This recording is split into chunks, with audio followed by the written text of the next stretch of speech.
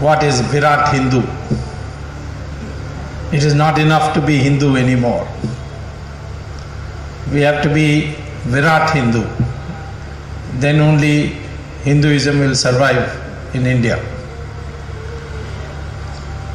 Virat Hindu means that when the Hindus are attacked, we will retaliate.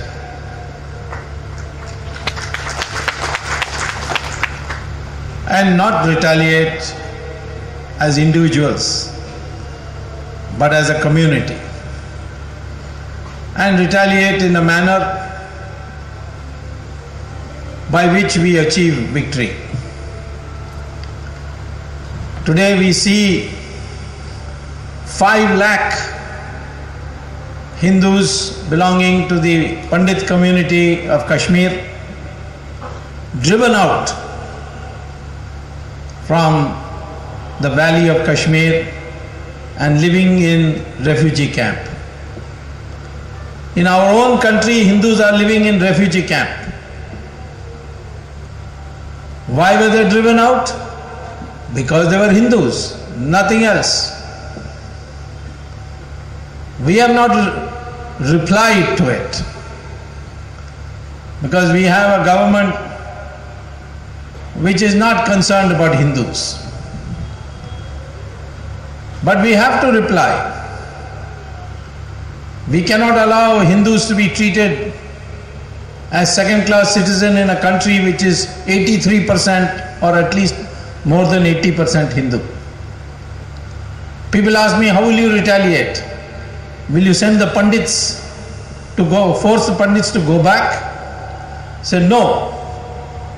Because if the Pandits go back, the militants in Kashmir will butcher them. So then what to do? I said our retaliation should be that we have got 1 crore ex-servicemen in our country, of which 10 lakhs are still in a battle-ready age. They are 45, 46 young people. You should give them weapons and give them money and say, go and settle in Kashmir, replace the 5 lakh Hindu Pandits there. Somebody said, how can you do that? There is Article 370 of the Constitution. Article 370 was to prevent the religious composition of the state from being disturbed. The militants have disturbed that religious ratio by driving out the Hindus. Then they said, why for 5 lakhs you want to send 10 lakhs? I said, to teach them a lesson, do it again, we will send 20 lakhs next time. And we'll make Kashmir a Hindu majority state. Any government can do it. But because of Jawaharlal Nehru and his concept of secularism, today we have a situation where Hindus have no voice at all. It has gone so bad that the committee headed by Miss Sonia Gandhi, who I never referred to as Sonia Gandhi but as Vishkanya, this committee has recommended a bill to be passed by Parliament where it says that if there is a communal riot, the police must take it that the Hindus were responsible till the Hindu proves that he is not responsible. There are so many wrong provisions in that, as if Hindus are second-class citizens. So this progressively happening. Today we got news that in Amma's in our congregation, one youth came saying Bismillah or Allah Akbar, pata nahi, I don't know what, and tried to attack the people on the stage. Can you imagine this happening in any masjid by a Hindu, saying Jai Shri Ram or Har Har Mahadev? There will be an uproar. I want to know what the government of Kerala is going to do about this incident. What has happened in Kokrajhar in Assam? Bangladesh Muslims who have come and settled in India are attacking the Bodos who are mostly Hindus. They are tribals and also Hindus. And butchered them, asked them to clear out. This is surprising. Bangladesh Muslims living in India. We created Pakistan in 1947 for what? Those Muslims who cannot bear to live with Hindus, they were given a separate country.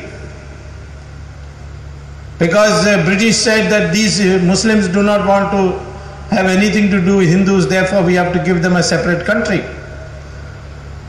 Now, having got a separate country, those very Muslims have come back to live with the Hindus in India and in fact attack Hindus. 1/3 of Bangladesh has come to India. 1/3 of Bangladesh Muslim population has come to India. Not to mention that we were 32% Hindus in Bangladesh in 1947. Today we are only 7%. Nobody talks about a religious cleansing of Hindus. If it had happened to any other population, there would have been uproar in the UN. But how can you tolerate 1/3 of Bangladeshi Muslims living in, coming in back to India? So what is the solution? Solution is to ask Bangladesh, we gave you land on the assumption that the Muslims didn't want to live with Hindus. Now 1/3 of your countrymen has come and started living in with the Hindus. So you give back 1/3 of the land, because that land really belongs to India. So these are retaliations that we must think of. We cannot just be good Hindus. Good Hindus doesn't mean going to Kumbh Mela. I went to Haridwar and I saw 1 crore Hindus there. Nobody came on Hajj subsidy. There was no subsidy for Hindus coming to Kumbh Mela. But still 1 crore came. Were there peacefully. No case of rioting, robbing, cheating, anything. But when I asked the Hindus, what did you do there? Somebody said, I went to pray to God that my daughter should get married. Somebody said, I went to pray so that my promotion in my office is granted. Not one of them told me, we went there to say, please unite the Hindus and make them strong to make India a great country. This is the mindset. What is the use of being a 1 billion people, of which 800, 900 million are Hindus? Numbers don't matter.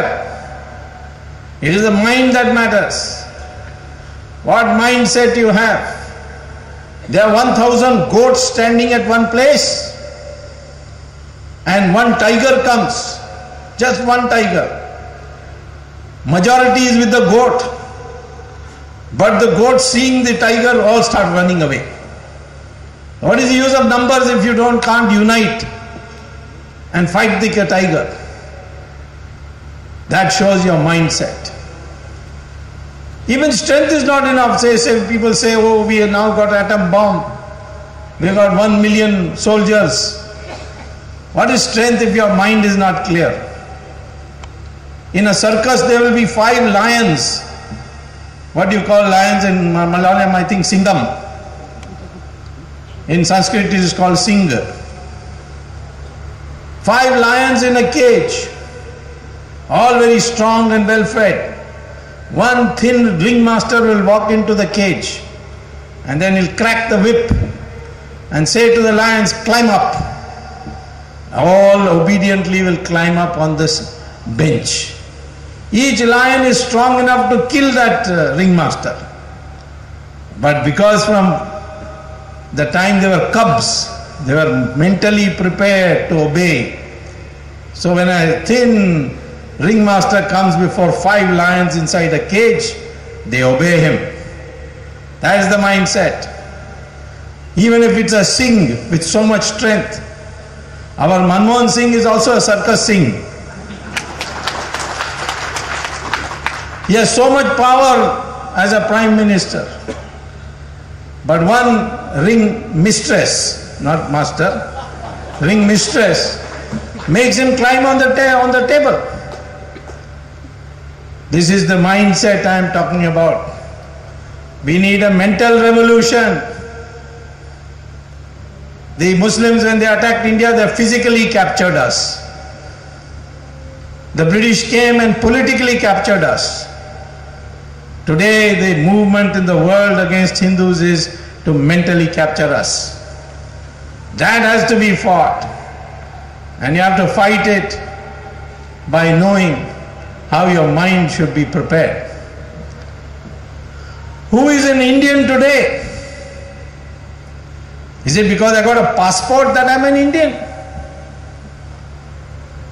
Or because I live in this land, I'm an Indian? What is my relationship with this land? What about my history? The Hindu history is a glorious history. We were the most developed country of the world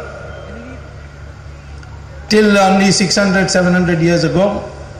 We were the most honest people according to visitors from abroad, like Fasian from China, Yuan Chang from China, Vasco da Gama, Mark Twain, all came and wrote books about how honest Indians are. Today we are the most corrupt nation in the world. What has happened to us? We have become an underdeveloped country after being the richest country in the world. This tradition, are we connected with it? We discovered mathematics, decimal, algebra, calculus, even rockets we discovered. The British then got hold of it in the East India Company and duplicated it. This great fine tradition, are we connected with it? We Hindus are connected with our past. One Muslim asked me, am I connected with your past? I said yes. He said, why? I said, because your ancestors were Hindus, that is why you are connected with our past. You may be Muslim today, but who were your ancestors?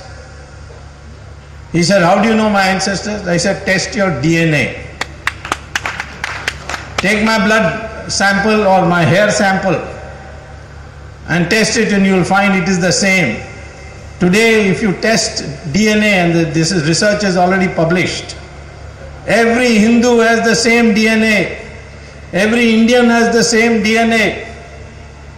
You can't go by the color of the skin, because that has got to do with pigmentation. It's got nothing to do with race.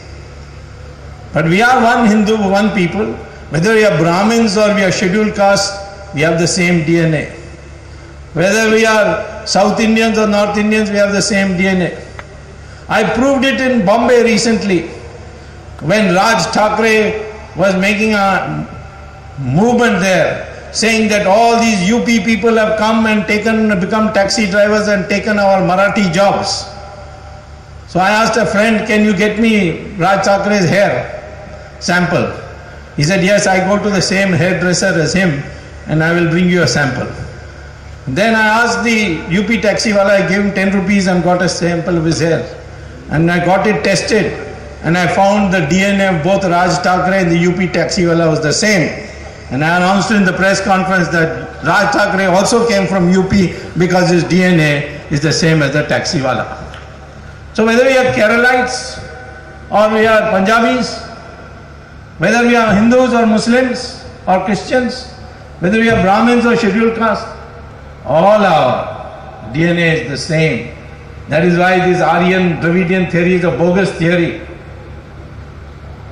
Some people, the British brainwashed to believe it.